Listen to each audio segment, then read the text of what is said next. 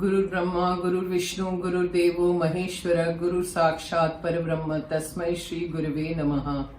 ओम भवताप प्रणाशिन्ये आनंद घनमूर्तये ज्ञान भक्ति प्रदायिन्ये मातस्तुभ्यं नमो नमः। जय माँ। I hope you people are enjoying and I hope you are understanding what Baba is saying because it is so beautiful. ठीक है, सो आप देखिए आगे। जय माँ।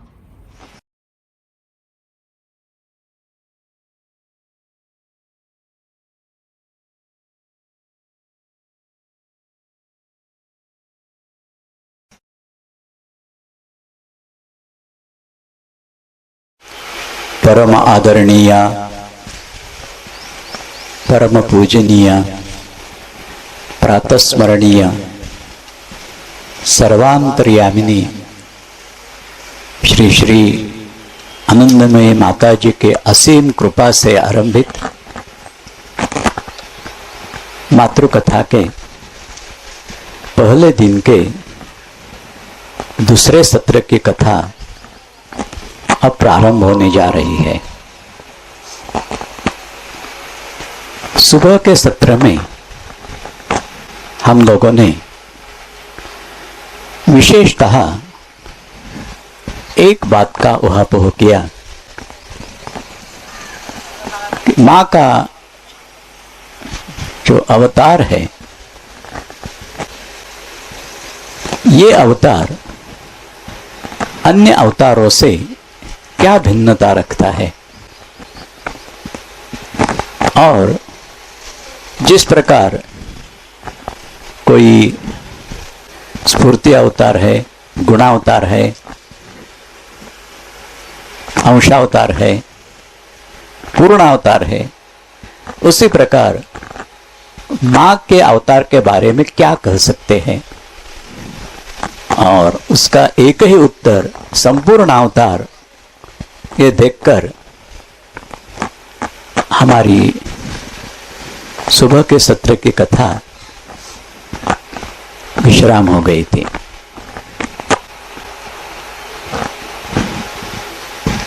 वैसे तो सुबह में जो हम लोगों ने विशेष विवेचन किया कि हमारी दृष्टि में, हमारी समझ में आ जाए, इसीलिए जो देह धारण किया माने, जो हमारे इंद्रियों को गोचर होगा, हमारी दृष्टि को देखने में आ जाएगा, उनकी आवाज हम सुन सकेंगे, उनके चरणों को स्पर्श कर सकेंगे। इस प्रकार हमारी ही सृष्टि में, जो हमारे पंच ज्ञानेंद्रियों की ही सृष्टि है, उसी में आविर्भाव हो गया, फिर भी वो पांचभौतिक शरीर नहीं था। तो इसके लिए भी कुछ प्रमाण सुबह हम लोगों ने देखे। इसका विवेचन और विस्तृत है, लेकिन जब मां का आविर्भाव देखेंगे हम, उस समय इसका ज्यादा ऊहापोह करेंगे। अब दूसरा सवाल एक उठता है हमेशा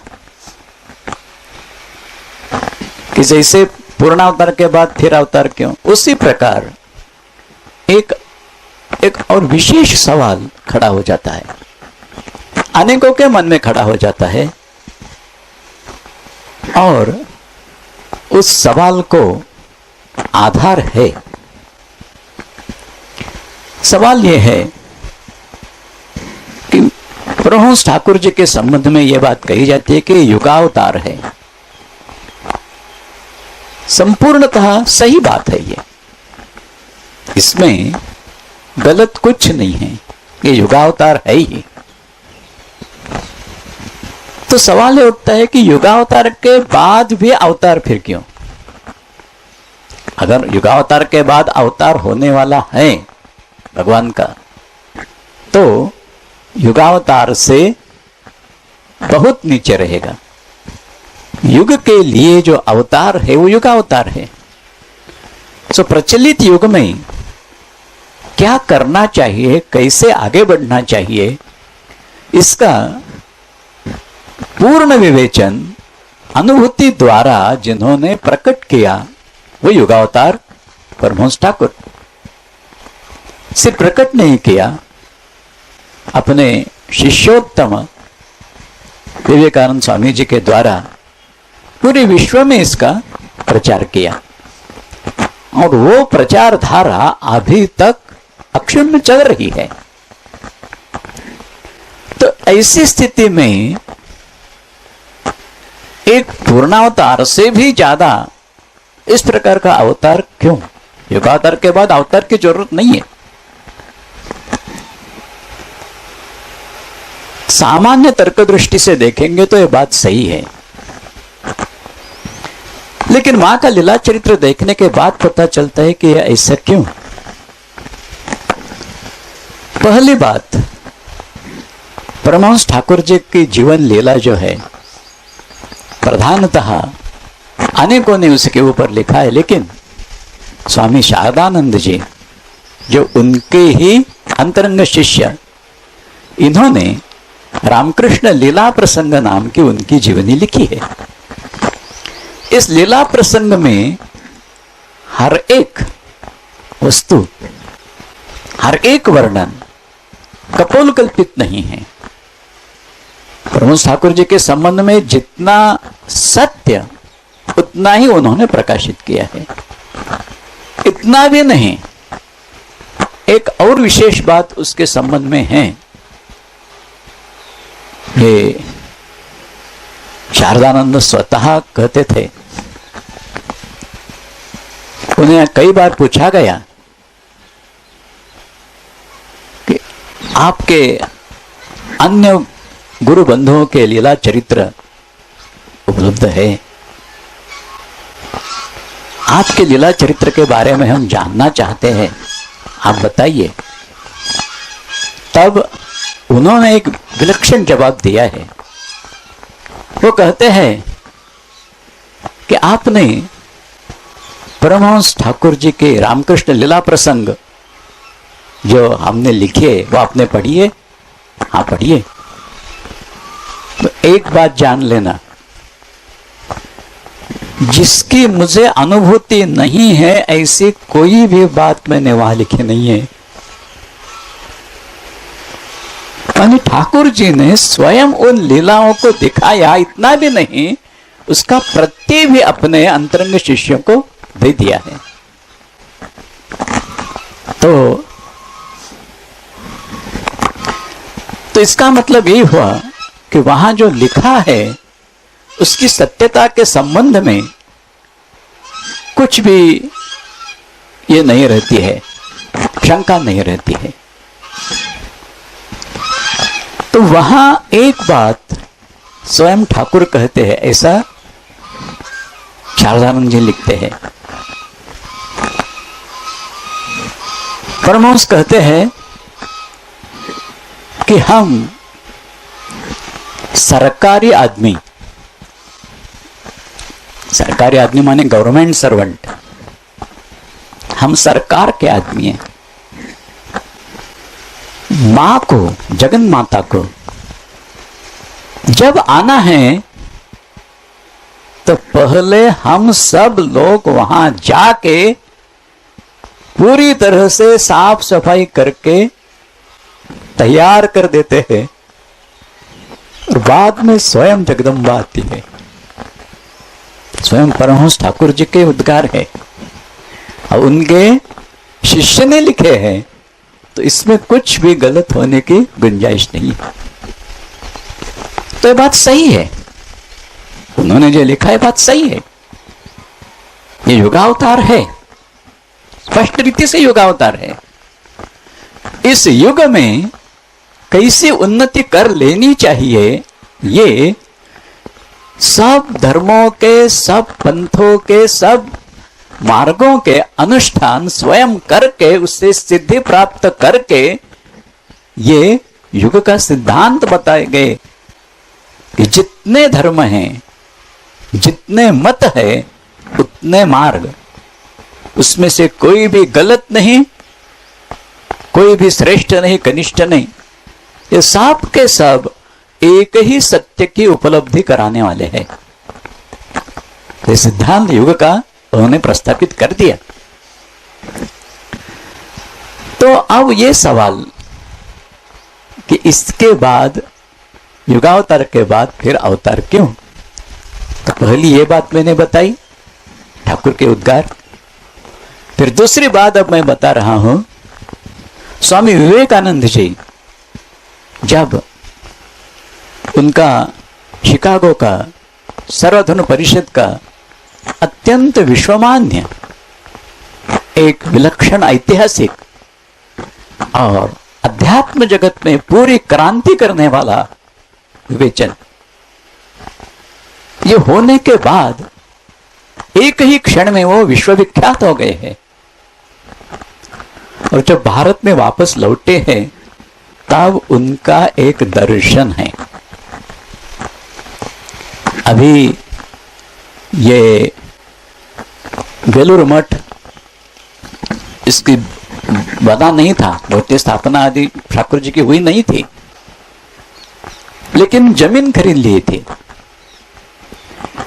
और उसी के ऊपर विवेकानंद जी अपने गुरु भाई के साथ, शायद ये प्रेमानंद हो गए, उन्हीं के साथ चहलकदमी कर रहे हैं। चहलकदमी करते करते करते अचानक कलकत्ता की तरफ उनका मुंह हो गया।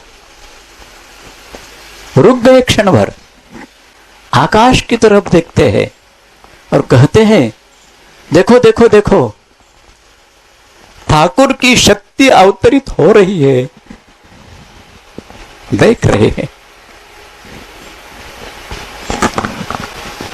इस समय परमहंस जी की महासमाधि तो हो ही गई है, तो उनकी शक्ति कौन सी हो सकती है जिसका उल्लेख स्वयं ठाकुर करते हैं? हम सरकारी आदमी, जगदम्बा के सेवक, जब कभी मां को आना है ना तो पहले हम जाते हैं। तो गए, यहां आए, सिद्धांत प्रस्थापित किया, विश्व में उसका प्रचार प्रसार कर दिया। अब स्वयं जगदम्बा अवतरित हो रही है, ये देखते हैं स्वयं विवेकानंद जी। उनकी बात तो असत्य हो नहीं सकती। और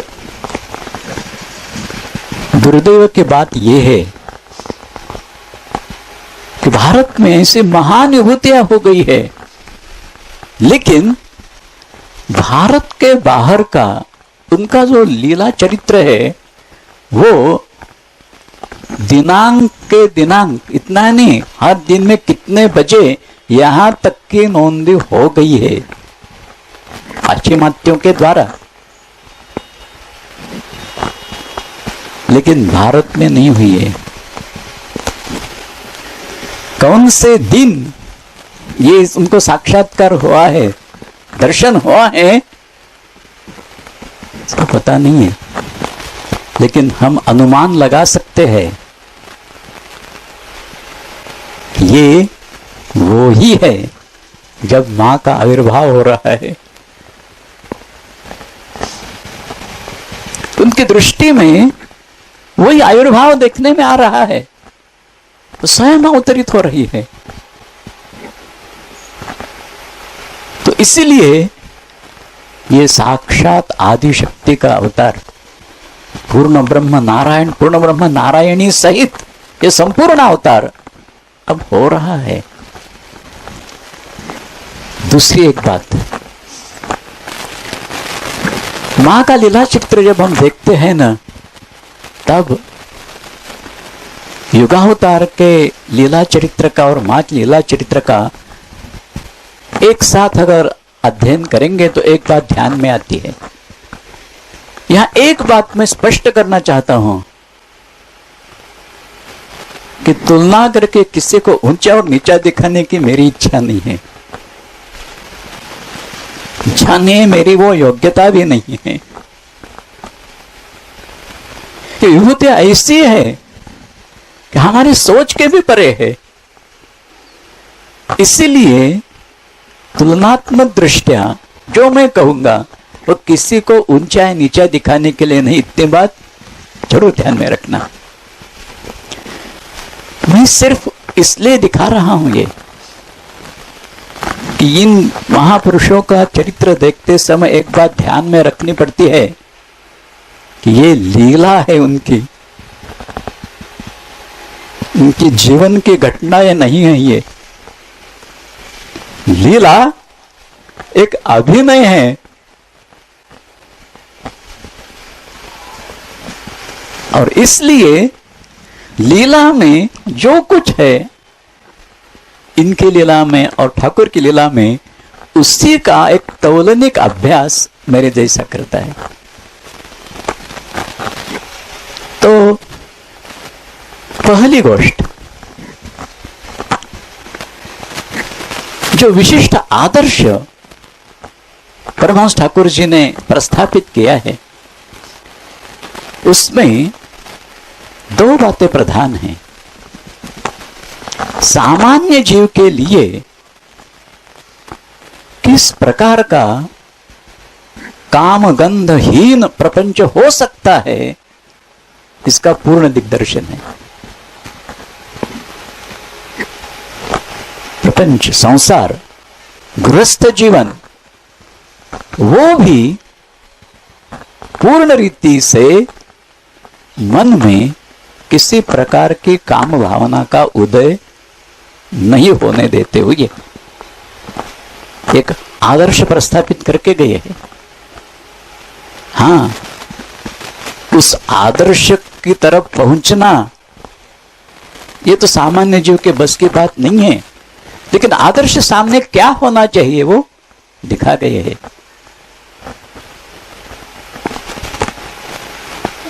मां के लीला चरित्र में हम एक और विशेष बात देखेंगे। विशेष बात यह है कि उसी प्रकार मां के लीला चरित्र में भी हम गृहस्थाश्रम देखते हैं, लेकिन वो भी पूर्णतः किसी भी जागतिक वृत्ति का उदय वहां है ही नहीं। दमन नहीं है, उदय ही नहीं है। फिर एक विशेषता, युगावतार के बाद फिर अवतार क्यों, एक विशेषता और है इसमें। परमहंस ठाकुर का जो गृहस्थाश्रम है, जो अत्यंत आदर्श गृहस्थाश्रम, उसमें उनकी सहधर्मचारिणी पूर्ण रीति से अनुकूल थी उन्हें। लेकिन शुरू में मां के लीला चरित्र में हम देखते हैं कि मां के लीला सहचर भोलानाथ जी वो इस आदर्श का आदर करने वाले नहीं थे। ये भी लीला है, ये बात ध्यान में रखना। मैं यहां भोलानाथ जी के मन की कुछ कमतरता दिखा रहा हूं, ये बात नहीं है। ये लीला दिखाई गई है ऐसी। आगे जाके मां और भोलानाथ, इनके संदर्भ में अगर समय रहेगा तो हम कुछ विवेचन जरूर करेंगे कि शुरू से लेकर अंत तक किस प्रकार का विवेचन इस लीला में दर्शन हो गए इसका, और वो लीला अभिनय ही कैसा है, स्वयं मां के मुंह से बातें निश्चित हुई है, तो वो बाद में देखेंगे। यहां तक ही सीमित रखते हैं कि ठाकुर की सहधर्मचारिणी शारदा देवी ये उनके विचारों से पूर्ण सहमत थी। जब शारदा देवी जयराम वाटी में अपने मायके में थी,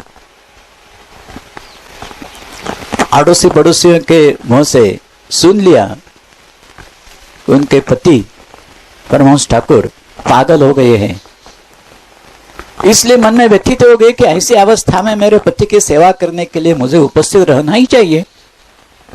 पागल व्यक्ति की तरफ कैसा व्यवहार होता है लोगों का, वो तो जानती है।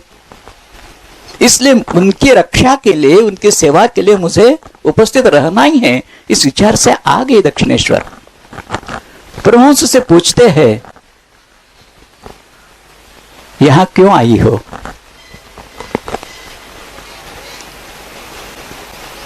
आंख में आंख डाल के पूछ रहे हैं, यहां क्यों आई हो? और वो वैसे ही उन्हें जवाब देती है, मैं तुम्हें नीचे खींचने के लिए नहीं आई हूं, तुम्हारे साथ ऊपर उठने के लिए आई हूं। उनके विचारों से पूर्णतः सहमत लीला सहचारिणी। ओम भवताप प्रणाशिन्ने आनंद घन मूर्तये ज्ञान भक्ति प्रदायिने मातस्तुभ्यं नमो नमः। जय मां। So now I will see you next time. Jai Maa.